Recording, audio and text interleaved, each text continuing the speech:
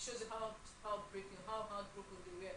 And I hope that moving forward, we will not allow this kind of thing to repeat itself again. The presidency, sports minister, sports ministry, and those who are charged with administration of basketball better take to the heed that we cannot continue to suffer and truncate the fortunes of these D Tigers, especially, and even for the D Tigers, because there's a way we continue, and this ban could as well come on D Tigers, because we are expected to be given another 5 years of ban by FIBA if we didn't take a retrace our steps. So I'm very sure that we know the rules. We voluntarily joined to join FIBA, and we should know that the rules will be interpreted no matter who Ox is God. But talking about where better administration of basketball is, it's in the United States of America, where forward Efe Agbogidi, an NBA academic graduate, and of course standout at the Washington State, signed with the NBA G League. This is some good news, Temple. We've seen the situation, especially last year, where over 10 Nigerians joined the NBA. Now, for you to go straight to the NBA, you have to go progress stage by stage, and the G League is one step in the NBA as well. Yeah, the G League is one step, and for a young lad who has played 2 years with the Washington State, you know, and he has been there with them, certainly he has really achieved a whole lot for himself, and you know, he had a wonderful season, you know, in the just concluded season. So I think that with that upgrade, that we're going to see a young lad who, of course, had Nigerian descent and truly want to not just represent himself, you know, hoping that by next year, if he continues to accelerate in his performance, that might also have been picked as one of the drafts for next year's NBA. So I think it's a good step for him. When we see young players from Nigerian descent, you know, doing well for themselves, we just but you know, hope that they will continue. And for this young lad, he has posted a wonderful play. And they had good rebounds. It just shows you that statistically, I think he's there. And no surprises why he's moving to the G League now. Talking about Abungidi moving to the G League, and for me, I feel very elated because Faith, this is a graduate of the NBA African Academy, you know, moving. That is from an academy. He's now moving to the next stage, and of course, by the time you know it, he will be part of the NBA draft. And talking about the NBA draft, we've seen Mark Lufabimi Williams heading to the challenge as well in the NBA of a draft. And this is, we are now beginning to see that with proper planning, we can get to the very best. You remember Akim Olajuwon started this race many years ago, and we are beginning to see the product of careful planning in basketball. Yeah, I think it's a very good one. You see a lot of Nigerians that are doing well, and you know, when you see them doing well like this, we applaud them. We remember they are Nigerians, and then at the end of the day, we keep on pursuing them to come and play for us. And when they come to Nigeria to play for us, what we get to see, it's really sad. You know, so I think it's a good one that they are developing. But if those that are in charge, I'll still narrow it down to Nigeria. If those that are in charge of our basketball in Nigeria can develop our league, you know, we have what it takes to develop to get to that stage. But the ego power that is involved in our basketball is what is dragging our basketball back. Ego power, one of the drawbacks of Nigerian basketball. We hope it will be sorted out and allow the talents that are bound here in Africa to be showcased to the best in the world. And that's, of course, when you talk about the best in basketball, it has to be the NBA, where Williams and, of course, Agbogidi are beginning to show that, yes, there's good to have, there's something good about the green flag of Nigeria. Let's stay away from basketball now and now go to Wimbledon. Wimbledon is the next biggest event going on right now, sports-wise, in the world, and it is in the 153rd edition. Temple, I can't remember any other competition as old as the Wimbledon in tennis. This is the 153rd edition, and all is now set for the All England Club event at the SW19.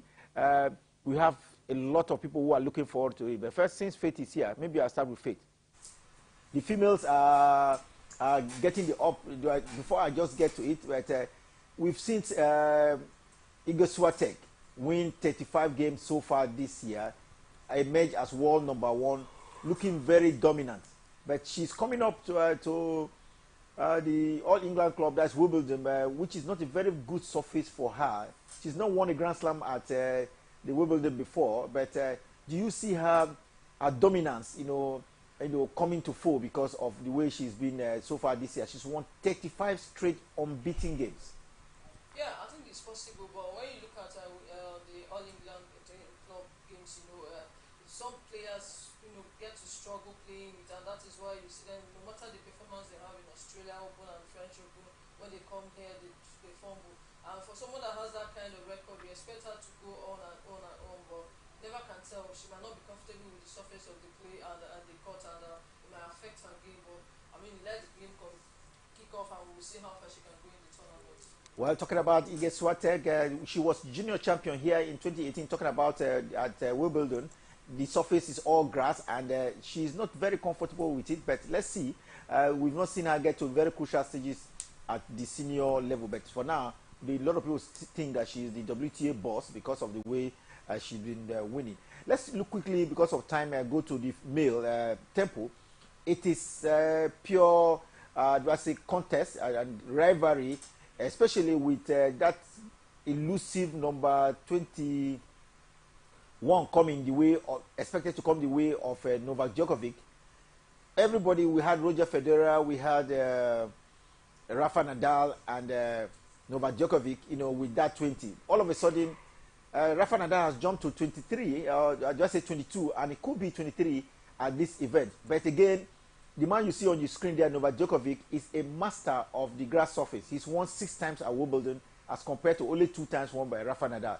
Can he extend it to 7 times, or it will be Rafa Nadal that will extend it to Grand Slam number 23, which no other male tennis player in the world right now has won? It's very dicey to call. That's because we saw Rafa Nadal who, for the first time, he has won half of the Grand Slam. He has won the Australian Open, won the French Open, and gone in to win this particular one. Though there was the threat of injury on his leg, who the person felt that he may not be part of this one, knowing fully well that there will not be ranking point. But somehow the man has come out to say, who says I can't be part of this one? I'm going to be part of this one, and I'm coming to win the 23rd Grand Slam for myself. And that seems to be a trouble for the both of them playing together. We're only going to see that in the final because they are seeded players. They are in the first third seeded players, and certainly you don't expect them to play until the final. And if they get to play, as we saw them in the French Open, that will be the 60th time because they played 59 times so far, within the both sides. So I think that is going to be a tough call. Roger Federer is not going to be part of this one, so we can rule him out. Certainly, he still remains at number 20th Grand Slam one for himself. But for Novak Djokovic, a man who is touted as one of the best grass court player, I think that is going to be a rosy one because he's well prepared for this one. But even before now, if there's one tournament that has given him a nod, is the Wimbledon, and certainly he wants to win this one. I think that he stands in a very strong position. We saw that the only man that would have ousted him out was Rafael Nadal, who went all the way to win the French Open. And so we're expecting massive display from him. When it comes to grass court, it's going to be very difficult, anyone stopping him. But let's see how it pans out. Now that we know that it's starting today, we expect to see how they're going to have the fair share of their first round. And if they get to go on, then certainly no points. So it's about winning, and getting to the finals and winning the Wimbledon. So let's see how it pans out. The third Grand Slam of the year gets underway in the next 1 hour at the All England Club in London, and we'll see how that one pans out. But still looking at the event between Rafa Nadal and Novak Djokovic, a lot of people are looking at this too.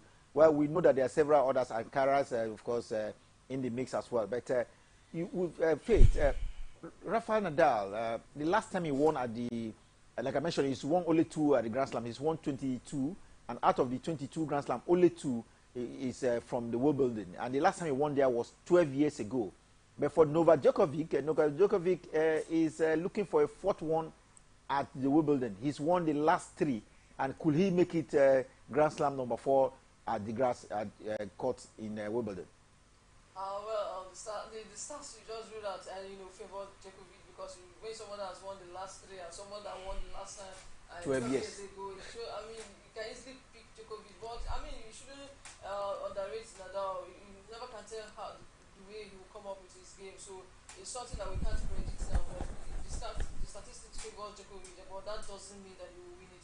I think by the time we will get to know who gets to win it, but if you ask people to predict, they are going to say that Djokovic is going to win it, but you never can tell what Nadal will come out with. Okay, I'll stay with you, Faith, because you're a female, and Serena Williams is returning back after being absent for a year. She had injury at Wimbledon last year, and at the very first round, and since then she's not back to singles event. She will be part of the event out there in Wimbledon, and a lot of people are happy that yes, with talking about Serena Williams, it's good to know that She is the only one tennis player with 23 Grand Slam. No other person, both male and female, has not gotten there. And because of the injury concern, she doesn't want to, stay out of tennis with that memory, and that's why, in her own way, she's back at Wimbledon so that she could retire, maybe winning or getting to a very crucial stage, at least having a good memory of a court that has given her a lot as well. So, what do you make of Serena Williams' return on one hand, and then maybe you are prepared the mind of Temple as well on Africa's best, because we're talking about Americans and Serbians and of course Spanish. Let's look at the Africans' contribution as well. Onjaba, undoubtedly Africa's best, is at the Wimbledon as well as world number 2. Today she will be world number 2, when the rankings is being released. Let's see how the contribution of this African will light up Wimbledon. But first, I'll start with you, Faith. What do you make of Serena Williams, legendary Serena Williams' return to the grass court in Wimbledon? I think a lot of tennis followers are excited that Serena Williams is back. She has been out for 1 year, and a lot of people really miss her.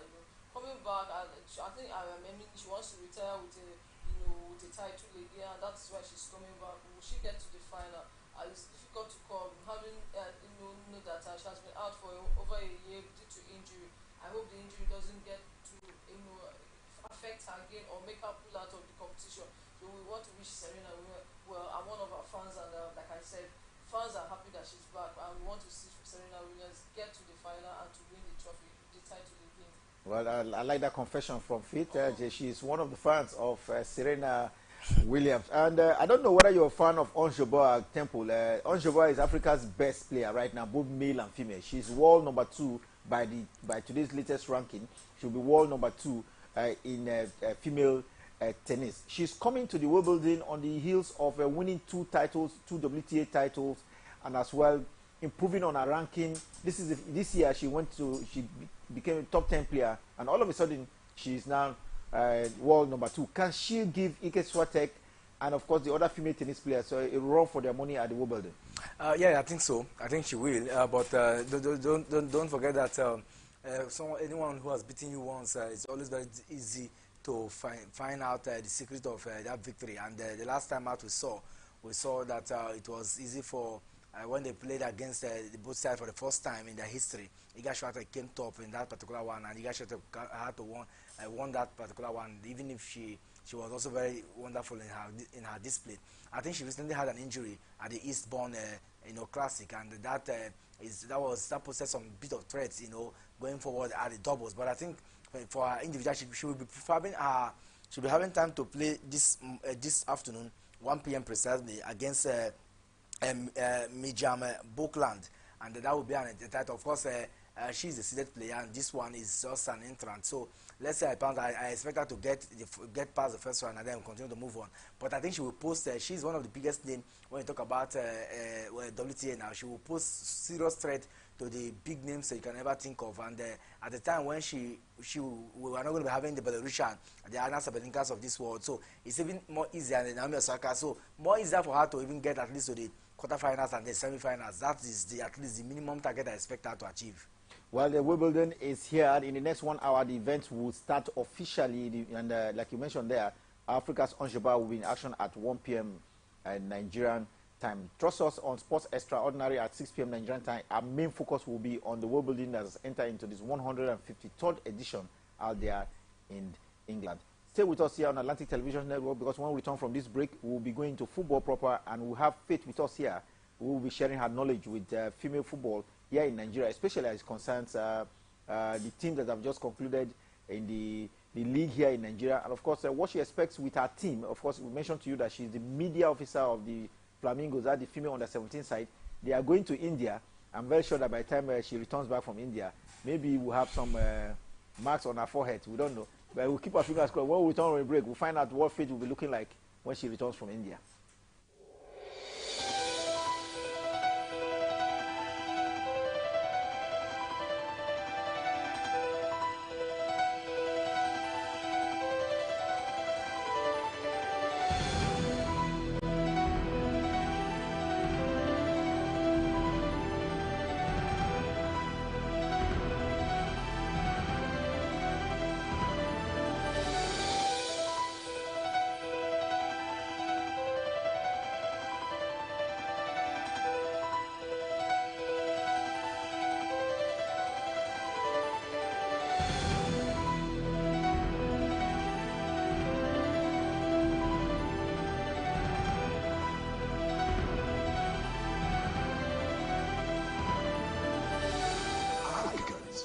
celebrating the giants of our time. The people, the candidates, the party, the campaigns. What really makes an election year? Enough of the rhetoric. It's time for issue-based politics. 2023 elections. Who are the candidates? What do you know about? Take a seat, relax, and join us for the 2022 elections on Atlantic Television Network, StarTimes, DTH, Channel 194, or ATN Live on Google Play Store and all our social media platforms. Twitter is at Atlantic TV Net. Facebook and YouTube is at Atlantic Television Network. Instagram is at Atlantic TV Network. Election 2023 from Mondays to Fridays at 8 p.m. Election 2023. We the people have a stake.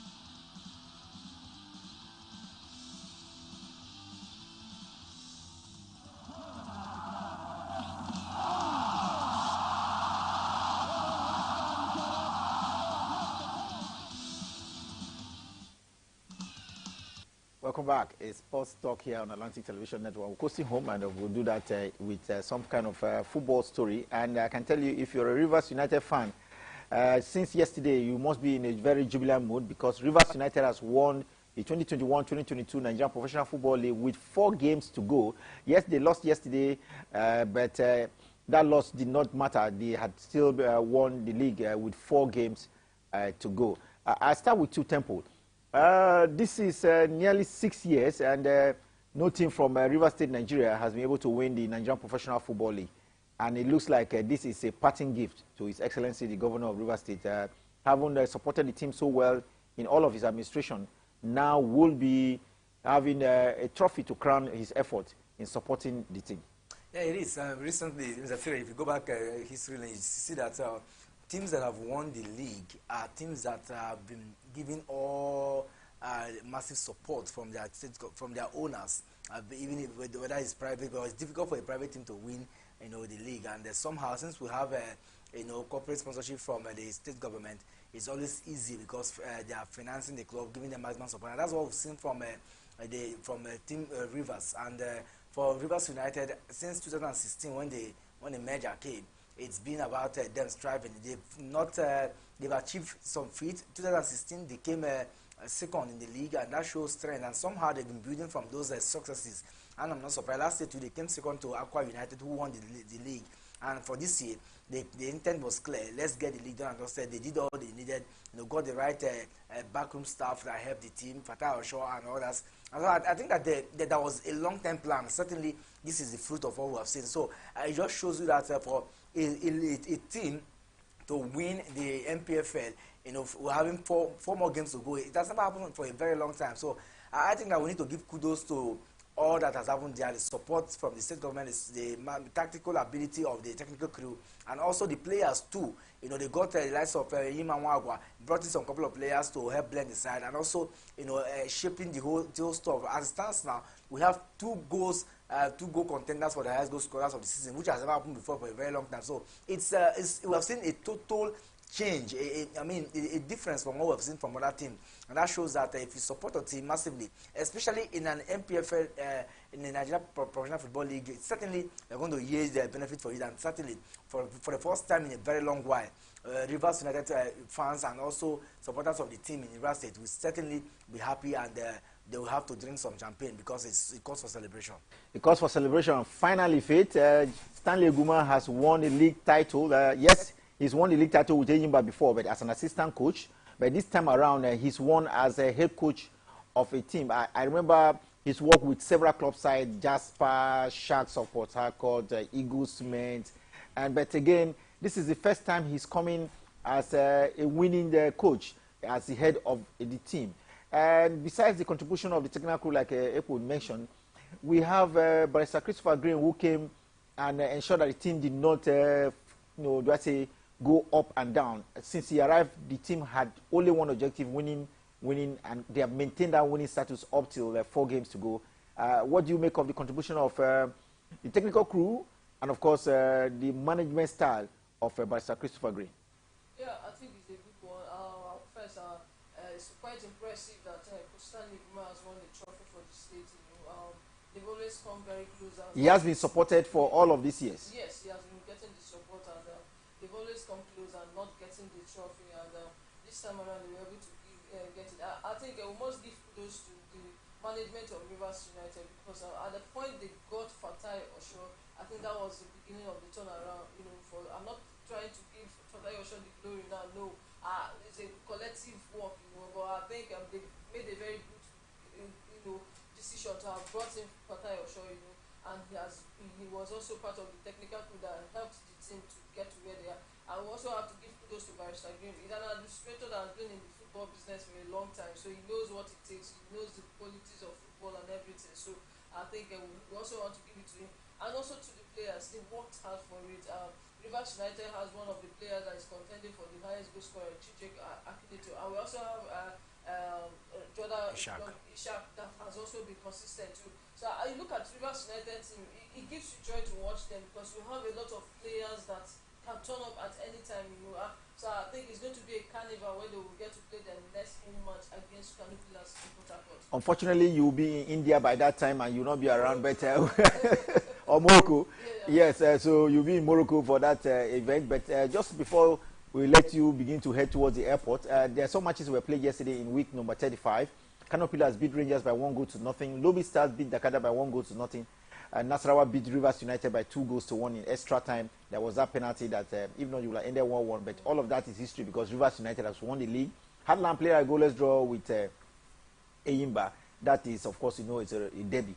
But just before we go out of it, in just a minute, Tempo, the match in Katsina, at the Shehu Decode Stadium in Katsina against Remo Stars, depicted what I don't like and what a lot of followers of football don't like. We had an extra time of 34 minutes, all in a bid to ensure that Katsina United, scored a winning goal, and they scored that goal after 34 minutes of added time, and they beat Remo Stars by 3-2. Where are we going with such an, blatant abuse of the rules? Very unfortunate, Mr. Siri. This the tail end of the season, one would have expected that the LMC,